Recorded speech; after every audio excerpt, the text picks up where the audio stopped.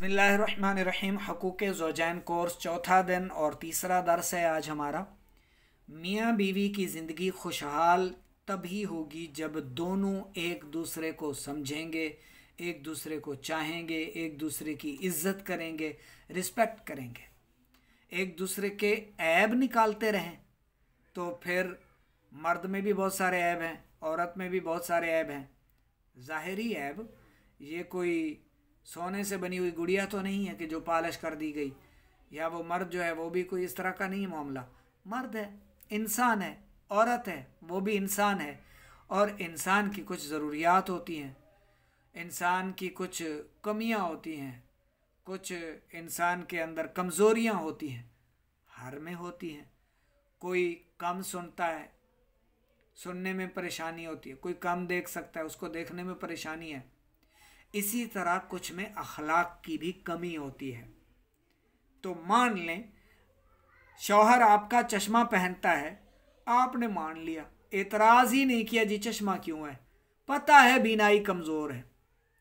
अब किसी औरत का शौहर चिड़चिड़ा है, चाहे वो किसी मर्ज में मुब्तला होकर चिड़चिड़ा हो गया, डिप्रेशन, टेंशन, माल में कमी, रिस्क में तंगी और तरह तरह के मुकदमेबाजियों के सामने और दीगर मसाइल अंदरूनी बैरूनी तौर पर वो इंसान एक तरह से थोड़े मसाइल में चल रहा है, मसाइल में घिरा हुआ है। पता है कि मेरा शौहर चिड़चिड़ा है, तो चिड़चिड़ा क्या करेगा? फूल बरसाएगा? नहीं, वो गाली देगा, वो झिड़केगा। तो बीवी को मामला फहम होना चाहिए, यानी बीवी को समझदार होना चाहिए कि मेरा शौहर क्यों मुझ पर चिल्ला रहा है। यानी वो दिल ही दिल में ये सोच ले कि ये अपनी टेंशन दूर कर रहा है। वो उसकी गालियों को, उसकी झिड़कों को एक कान से सुने, दूसरे से निकाल दे। ये ना समझे कि मेरा शौहर दिल से मुझे ऐसे ही मानता है, मुझे दिल से ऐसा ही समझता है, नहीं, बल्कि वो ये समझे कि ये इसकी टेंशन है, परेशानी है, जो ये वक्ती तौर पर है और बाद में ये ठीक हो जाएगा। इस तरह सब्र कर ले। चश्मे के साथ देखा तो आंखों पर एतराज़ नहीं किया। अब कोई कभी कभार टेंशन में आकर गालियां दे देता है, तो ये फ़ौरन मुंह फुलाकर बैठ जाती है, और अम्मी को फ़ोन आता है अम्मी का, तो उसको भी बोल देती है आज मुझे झगड़ा किया है, मेरे साथ लड़ रहा था, गालियां दे रहा था मुझे और आपको भी, इस तरह करके। अब वो अपने शौहर को बताएगी, और उसके बेटे ने सुन लिया तो अब वो न आओ देखेगा न ताओ, भागेगा दौड़ेगा वहाँ से, मैं बहन को ले आता हूँ घर, या बाप जल्दबाजी करेगा, फ़ोन कर लेगा बेटी आ जाओ घर को, या मैं लेने आ रहा हूँ तैयारी करो। तो इस तरह घर ख़त्म हो जाएगा। तो ज़रा समझे, हर इंसान में कुछ ना कुछ कमियां हैं, कमज़ोरियां हैं। वो घराना खुशहाल रहेगा जो एक दूसरे की कमी कमज़ोरी पर सरफ़े नज़र करेगा, ठीक है, जो एक दूसरे को फ़रिश्ता, और बिल्कुल मर्द खुद को फ़रिश्ता और औरत खुद को अगर हूर समझे तो काम नहीं चलेगा। आप लोग इस दुनिया में हो और ये दुनिया उयूब से भरी पड़ी है। इस दुनिया में कितने कमज़ोरियां हैं, कितनी सारी। तो जैसे इंसान की जिस्मानी कमज़ोरियों के साथ औरत सब्र कर लेती है, और मर्द अपनी औरत की जिस्मानी कमज़ोरियों के साथ उसके साथ निभाह कर लेता है, सब्र कर लेता है, तो फिर अक्ली कमज़ोरी हो, अगर कोई ऊल फूल बोल भी देता है तो आगे क्यों बढ़ाना, बात को आगे ना बढ़ाया करें। थोड़ा सुलझाव की तरफ जाएं, उलमा के राबतों में रहें, उलमा से सीखें, दीनी माहौल इख्तियार करें, ताकि अच्छे अल्फाज का चुनाव आपको आ जाए, अपने गुफ्तगू कैसे करनी है। अब शौहर जो है वो बीवी के उल्टे सीधे नाम रख देता है, और बीवी जो है वो शौहर के औलाद के सामने ही शौहर को डांट रही होती है, उसके गिले शिकवे कर रही होती है, और वो समझ रही होती है इससे मेरे बच्चे हो, फिर बच्चों को बाज़ औरतें भड़का रही होती हैं अपना बनाने के लिए, हालांकि बच्चे उसके नहीं बनते। फिर वो जो औरत इनके बाप की कदर नहीं कर रही, ये कभी मत सोचे कि इसकी औलाद इसकी इज्जत करेगी। नहीं नहीं नहीं, कमा तदी तुदान, कमा तदीन तुदान, ये जैसी करोगे वैसी भरोगे, ये तो एक तय है, ठीक है। तो अब अगर शौहर में कोई कमी है, बोलता सही नहीं है, गाली देता है, झिड़कता है, तो बीवी को क्या करना है?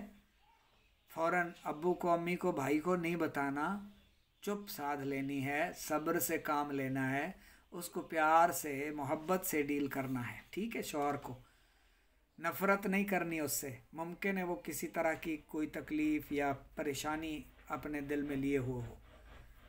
दूसरी बात ये कि औरत में ऐसा अगर इस तरह की कोई कमी कमज़ोरी हो तो शौहर इस चीज़ को इशू बनाकर घर को सर पर ना उठा ले, नरमी से काम ले, प्यार और मोहब्बत से समझाए और इज़्ज़त और एहतराम के साथ बीवी के साथ पेश आए। मियाँ बीवी दोनों एक दूसरे के लिए लिबास हैं। वो तुम्हारा लिबास है, तुम उसका लिबास हो। तो लिहाजा लिबास ढांप देता है इंसान को, उसके बुरे किरदार को, अच्छी बुरी चीज़ को, उसके ऐब को, शर्मगाहों को ढांप देता है, छुपा देता है। इसी तरह औरत अपने मर्द के उयूब को ढांप ले, अपने मर्द की कमी कोताहियों कमज़ोरियों को छुपा ले। शौहर में कोई आदत है, बुरी आदत है, बीवी मैके जाती है, अम्मी को ना बताए, अब्बू को उसकी आदतें ना बताए, वो कैसे रहता सहता है, कैसे बोलता है, क्या करता है, क्या नहीं करता, क्या खाता है, क्या पीता है, ना बताए, हरगिज़ ना बताए। अपने शौहर की कमज़ोरियाँ बयान करने से इसका अपना ही घर ख़राब होगा। ये अपनी ही इंसल्ट कर रही है, ये नादान समझती है मैं कोई नई बात बता रही हूँ। ये जाहिल, अहमक, बेवकूफ़, परले दर्जे की अहमक, ये अपने घर को दीमक बनकर खाने लगी है। यानी इसका घर खुद ब खुद इसके सर पर गिरेगा और इसका सर भी जाएगा। जो औरत अपने शौहर की निजी बातें दूसरों से बयान करती है, इसका घर जल्दी ख़राब हो सकता है। लिहाजा शौहर की तमाम गुफ्तगू, बातचीत, रहन सहन, खाना पीना, उठना बैठना, पहनना, ओढ़ना, बिछोना, किसी चीज़ का भी जिक्र बाहर किसी औरत से या मैके में हरगिज़ हरगिज़ ना करे। चाहे राज़ी हो या नाराज़ हो, हर सूरत में इसको अपने शौहर की कमी और कमज़ोरी को पोशीदा रखना है, छुपाना है। शौहर का भी यही हक है कि अपनी बीवी की तमाम कमज़ोरियों को छुपाए, पोशीदा रखे। और एक दूसरे में कोई ऐसी कमज़ोरी हो जिससे हुकूक़े ज़ौजैन अदा करने में कमी आ रही हो, तो बाज़ लोग इसको छोड़ देते हैं, इसका इलाज मुआलजा नहीं करवाते। हालांकि कोई मर्ज़ भी ऐसा नहीं है जो काबिल इलाज ना हो, और इंसान का कोई उज़्व ऐसा नहीं है कि इंसान के मरने से पहले वो मर जाए। जैसे ये अंग्रेज़ी डॉक्टर कहते हैं कि वो क्या होता है, शुगर में पिंक्रियाज और लबलबा, वो डेड हो जाता है, मर जाता है। वाह भले थोड़े डॉक्टरां दे। याद रखें, अल्लाह बेहतरीन खल्क फरमाने वाला है और उसने हर इंसान को पूरे का पूरा बनाया और हर इंसान की तमाम जिस्मानी साख्त और आज़ा को पूरी उम्र दी है। ये नहीं कि इंसान तो 100 साल जिएगा और उसका लबलबा 60 साल में डेड हो जाएगा, मर जाएगा, उसके पिंक्रियाज जो वो पहले ख़त्म हो जाएगा। ये सब बनी बातें हैं। अल्लाह ताला ने ये कभी नहीं हो सकता कि किसी चीज़ की उम्र कम रखी हो वजूद में कि वो पहले मर जाए और बंदा बाद में जाकर मरे। हाँ, हमारी अपनी बुरी हरकतों, कोताहियों, बद परहेजियों की वजह से और लज्जतें लेने के लिए फ़ास्ट फूड और कोल्ड ड्रिंक्स और तरह तरह की चीज़ें, चटपटी और यानी मखलूक की बनाई हुई चीज़ें खाने से हम अपने वजूद को बिगाड़ बैठते हैं। जो खालिक ने पैदा फरमाई हमारे लिए उसे खाना चाहिए। जो लोगों ने हमें तल कर दी, हमें भून कर दी और ऐसे ऐसे तरीक़े बना कर दिए और ऐसे ऐसे मुर्गियाँ 30-40 दिन में जवान करके दी। 30-40 में कौन सी मुर्गी 2-3-4 किलो की हो सकती है? ज़ाहिर है ये 20-30 दिनों में, 35-40 दिनों में 3 किलो गोश्त जो है ये कोई यानी जहरीली मेडिसन और अद्वियात और जहरीली ग़िज़ाओं पर पला बढ़ा और फिर ये लोग खा रहे हैं। बहरहाल जो भी कमी हो, जो भी कमज़ोरी हो, बाज़ को औलाद के मसाइल हो जाते हैं, औलाद नहीं होती और फिर वो अपना चेकअप नहीं करवाते, टेस्ट करवाते हैं, जी स्पर्म कम है, कमज़ोरी है, ये है, वो है, वो उसका इलाज कर रहे होते हैं, बाज़ जगह पर क़ुव्वत मुदाफ़ियत कमज़ोर है जी, इम्यून सिस्टम सही नहीं, वो स्टेमिना बिल्कुल ख़त्म है जी, इसका तो जो है वो टेस्टिकल में प्रॉब्लम है, इसके जो है वो प्रोस्टेट ग्लैंड का मसला है जी, इसके पिंक्रियाज और गुर्दे का मसला है जी, इसका ये मसला है जी, इसका वो मसला है। यानी अलामात, और फिर इलाज भी अलामात के करवा रहे होते हैं। अगर किसी औरत के निस्वानी हुस्न में कमी है, कमी समझ जाएं आप, बस मज़ीद खोलकर मुझे ना बयान करना पड़े, इसमें कमी है तो प्रोलैक्टिन हार्मोन्स उसमें कम होंगे, चेक करवा लें प्रोलैक्टिन हार्मोन्स। और किसी में अगर ये बढ़ गई है या मर्द में ये चीज़ बहुत ज़्यादा हद में बढ़ जाए तो प्रोलैक्टिन हार्मोन्स बढ़ गए, उसको कम करवाए, ठीक है। एजोस्पर्मिया हो गया उसका, यानी अलामतों का इलाज ना करें, उस मर्ज का इलाज करें, आज़ाए रईसा को तहरीक दें, बस बाकी सारे मामला ठीक हो जाएंगे।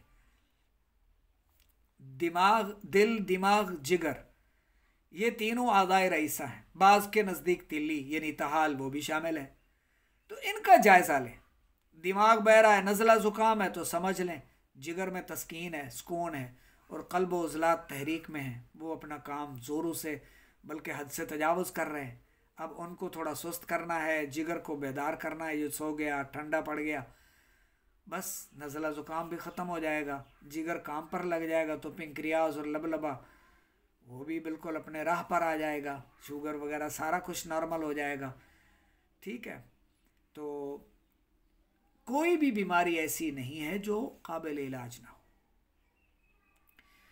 कोशिश फरमाएं, अपनी सेहत का ख्याल रखें, अपने घर वालों का ख्याल रखें, मियाँ बीवी एक दूसरे का ख्याल रखें, और मियाँ बीवी दोनों मिलकर अपने घर के पेरेंट्स, बड़े बड़े बुज़ुर्गों का ख्याल रखें, और यानी सास ससुर का, माँ बाप का, उनका ख्याल रखें, उनकी खैरख्वाही और ख़िदमत में कमी कोताही ना करें, और घर को अमन का गहवारा बनाने के लिए एक दूसरे की हमेशा तारीफ़ करें, रिस्पेक्ट करें, एक दूसरे को प्यार से देखें, मुस्करा कर देखें। लड़ें ठीक है, थोड़ी देर के लिए लड़ें, वो प्यार वाला लड़ाई लड़ें, लेकिन वो दुश्मनी ना पैदा हो जाए, नफ़रत दिल में ना बिठा लें। और कोई कमी कमज़ोरी बीमारी है तो उसका किसी बेहतरीन मुस्तनद किसी नज़रिया मुफरद आज़ा वालों से, तिब्ब यूनान से, वहाँ से रब्ता करके उनसे इलाज मुआलजा करवाएं, तो इससे भी आपके मसाइल हल हो जाएंगे।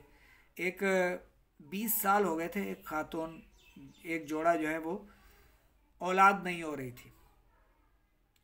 जब उनके हस्बैंड जो है, जिनके कह रहे थे कि वो इनके जो है वो जरासीम कम है, औरत में भी कुछ यानी पीरियड्स वगैरह के हवाले से उनके मसाइल थे, उनकी बीमारियां थी, दोनों को, यानी एक में प्रोलैक्टिन हार्मोन्स कम थे और दूसरे में 150 के करीब 27 पर होने चाहिए, वो बढ़ गए। अब दोनों मरीज़ हैं, औलाद कैसे होगी? दोनों ने अपना इलाज करवाया।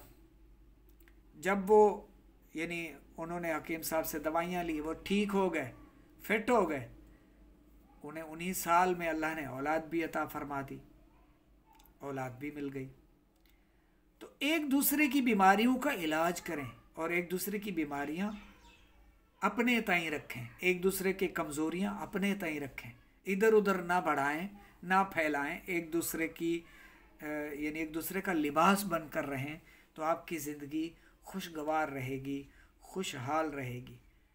अपने बच्चों के सामने एक दूसरे से ना लड़ें, अपने बच्चों के सामने एक दूसरे की रिस्पेक्ट करें, इज़्ज़त से एक दूसरे को प्यार और मोहब्बत से बुलाएं।